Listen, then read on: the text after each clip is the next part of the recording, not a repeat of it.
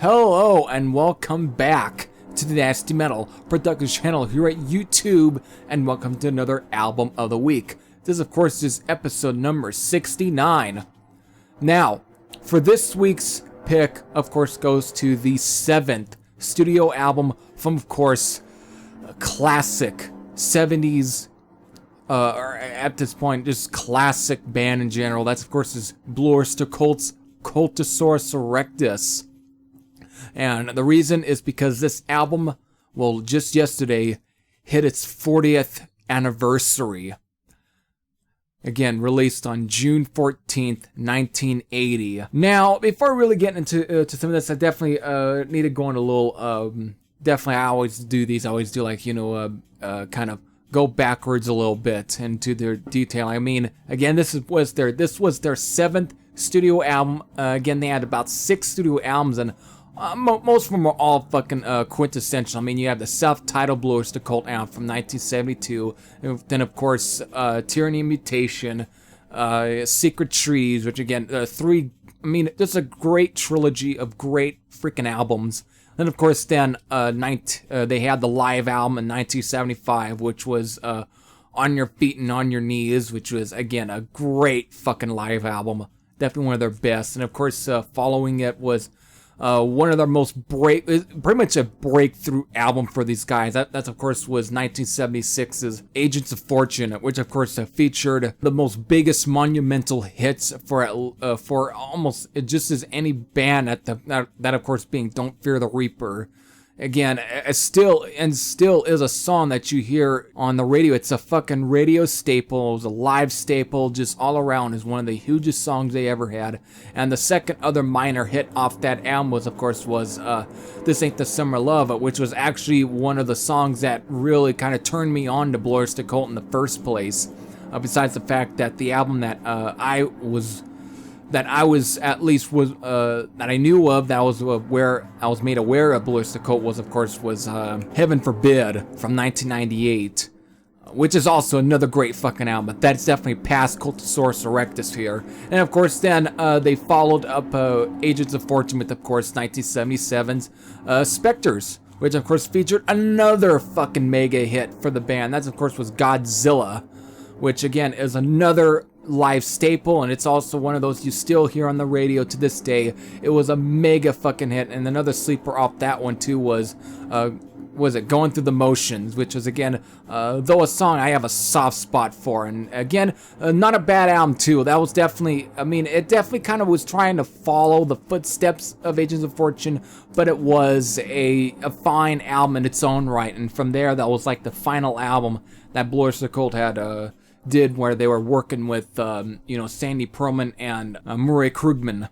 Before then, they decided to go venture out a bit and get different producers, and that's what came to 1979's Mirrors. I mean, before that, you had I've also forgot about the Some Enchanted Evening, which was their second live album.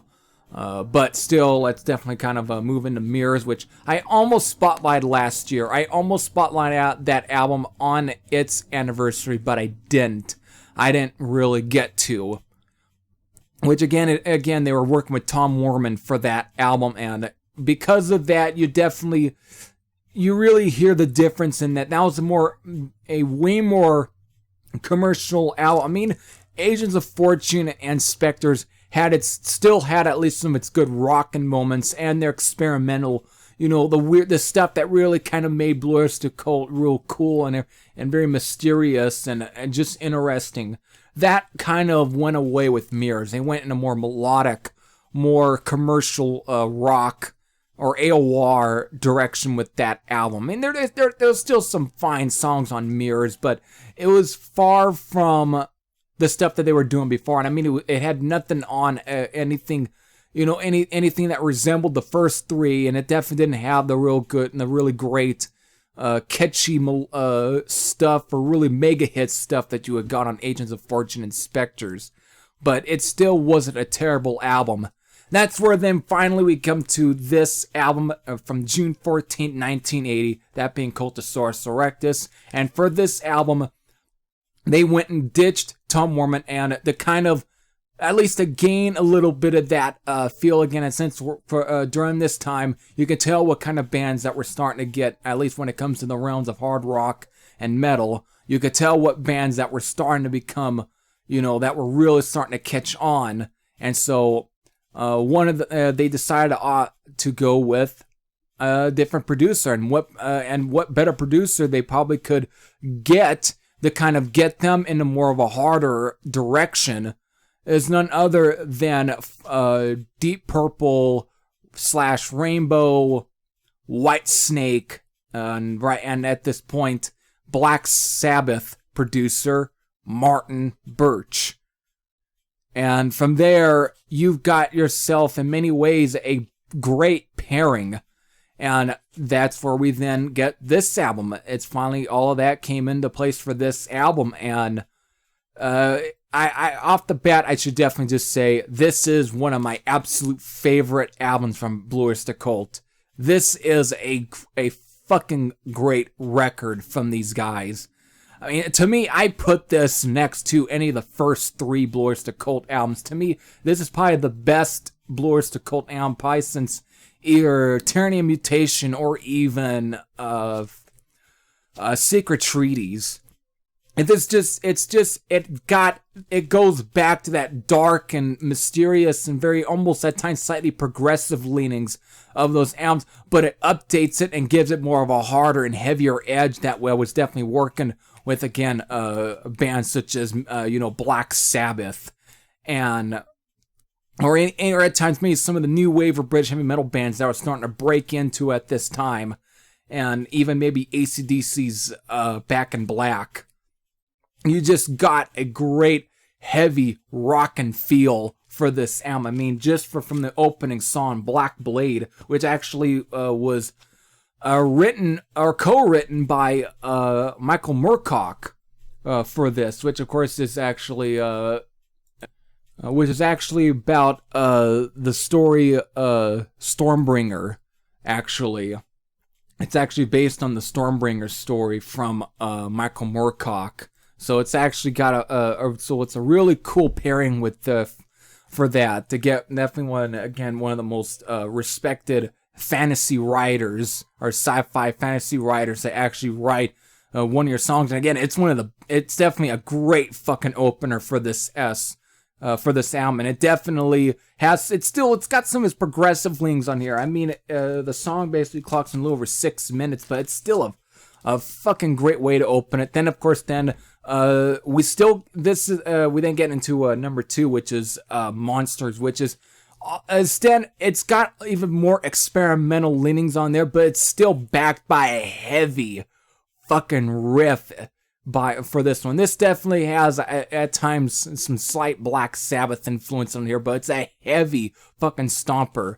But it does throw in a little bit, almost some progressive jazzy kind of leanings on this one. I mean, there is like a saxophone solo that gets thrown in on here actually, and it's through at least a couple of times you get it through here. But I feel it actually adds a little bit of uniqueness to the song. I mean, it's a heavy rocker to begin with, but with those leanings, it kind of really changes up, and it's a unique formula. But in many ways, I find that it works in its favor instead of detracting it a bit. But it's actually really interesting. And then, of course, after that, we then got another fucking great. Though this one's a little more of a darker. This is definitely more classic Blue Öyster Cult right here, but it's Divine Wind. This is another great song with again, it's still very heavy as well, but this is definitely that unique charm that you definitely got from Blue Öyster Cult. but it just has a sinister vibe to this song, and it's fucking great. Just fantastic, and it's another brilliant song off of here.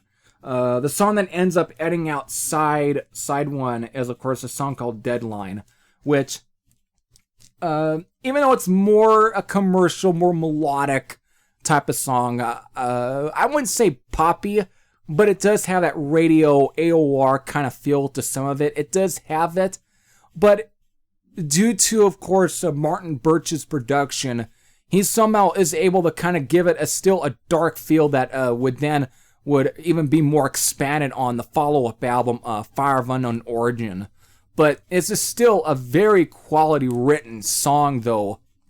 Again, any of the poppy or more commercial leanings that you got on Mirrors, I would say in many ways they kind of found a way and perfected that type of style with this song, and with a few other songs that I'll get to that were kind of missing. It adds more of that Blue Öyster Cult edge to it that, again, I think was somewhat missing from the previous album. It's just a fine fucking track off of here, and it's actually not a bad way.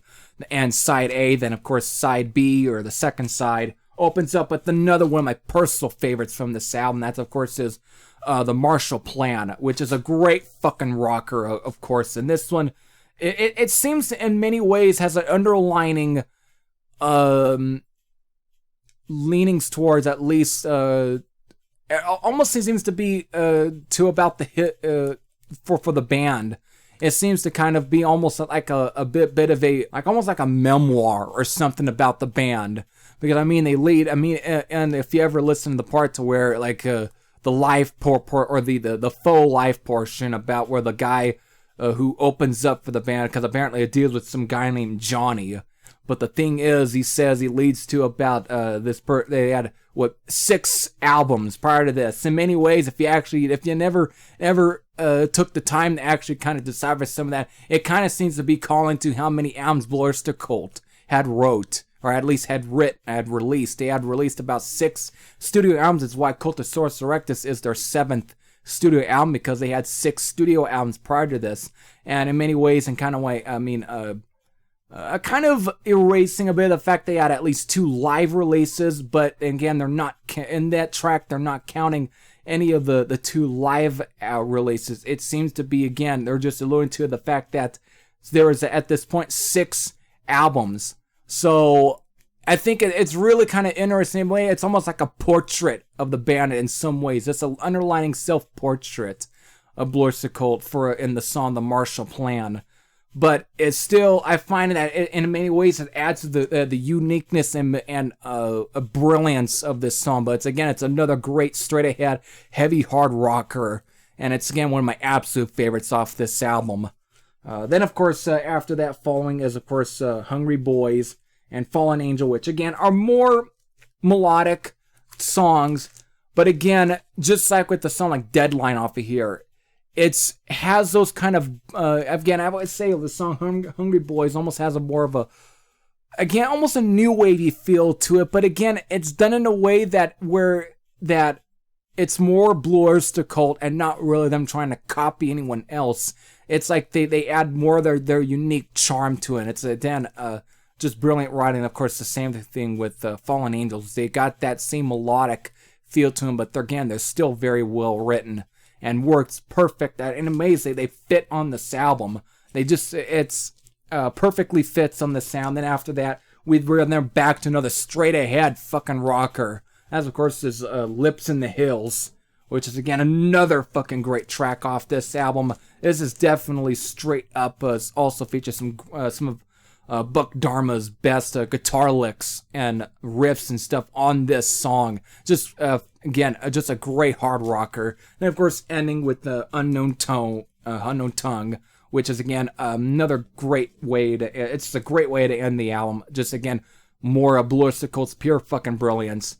So 9 songs here, and again, it's just all in all, it's one of Blue Öyster Cult's absolute best fucking albums for sure. Just a great album from beginning to end. Even the more melodic touches even the more experimental touches from the sound doesn't take away anything from this. And if anything, it adds some uniqueness to this album. And it's just, again, ends up being some of Blue Öyster Cult's most brilliant pieces for this album. Also, one of the most other brilliant pieces is the fucking album cover. I gotta also at least throw in a little bit of comments on the album cover. This cover, as a kid, growing up, this always had a way of weirding me because I had no clue what the fuck it was. I had no clue what it's supposed to be, but more looking at it, it's pretty much it's like it's a fucking creature of some sort, like a little, I mean, they got like the actual art piece, or more full of art piece of at least of the actual creature in its form, and it's so goddamn bizarre. I mean, this is of course classic science fiction art of at least the 1960s and 70s. This is typical in many ways, but it's still fucking badass though. It's a badass fucking artwork and everything. It's it's supposed to be some sort of dinosaur, but and who knows though, a dinosaur on either Earth or some other fucking planet to begin with. But it's goddamn, it's so odd, and in many ways it even also adds quite a bit to the album itself. And one of the things that also kind of was so bizarre to me is its teeth. They're so long and elongated or whatever, and it's one thing that always kind of really weirded me a bit is the teeth. It's like, it's not, what the fuck are these? Are these teeth or what? Or bristles, or what the fuck are these things on this damn fucking creep? But goddamn, is it not fucking cool and badass? This is a great piece. But the thing is, this is one of those albums you kind of almost have to have, you really have to have on record because of all the detailings. It's like, this is why I think for some people why vinyl was so great in many ways, is because of the big picture. And with this album, it's one of those you pretty much need this on record to actually see more of the other details, because on here there's a spaceship that's going by, but on the spaceship, if you see real closely, you may have to almost at times maybe even get a magnifying glass, because then on the spaceship there is where you actually see the band's the Chronos symbol, which has pretty much been seen on a lot of pretty much ever since the very first Blue Öyster Cult album. You always had that symbol, the Chronos symbol, and here it's very tiny, and it's literally on the spaceship, but. So you almost need like a damn magnifying glass just to actually see the damn symbol on the cover. Because if you were to get this on CD, you probably have to get the biggest fucking magnifying glass probably to actually see it. Because of, it's literally, it's like a little dot on the radar in terms of size. Still though, I don't want to make it too long in terms of comment on how just fucking cool the artwork is. I mean, the music basically complements the artwork. Even the artwork complements the music. It's just fucking great, and it works and everything. So with that, I know the album again, it hit its 40th anniversary yesterday. So with that, I know definitely would like to know what's your thoughts and everything. I knew most of you definitely grew up with this fucking classic album and everything. I know many of you did. But of course, since it's an anniversary, you probably are going to be inspired to pull this record out to listen to it again. Guys, again, and at this point, it's a fucking classic record. So at that, I hope you all enjoyed it. This is every Thrash Sam out, and I'll see you all later. Take care, everyone.